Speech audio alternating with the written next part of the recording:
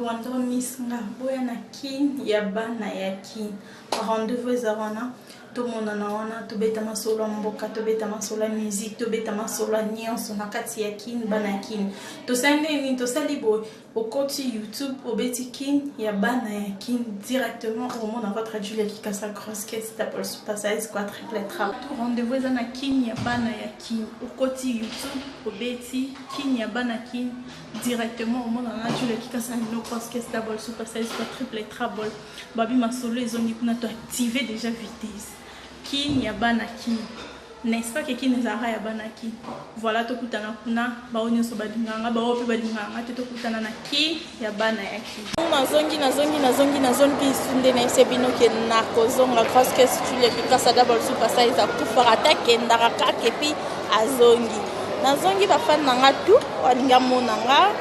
wanga yokanga bondo misinga trop na biki bondo misinga trop bondo zanganga ongomo nanga to sende ni to seboyo yaka na YouTube obeti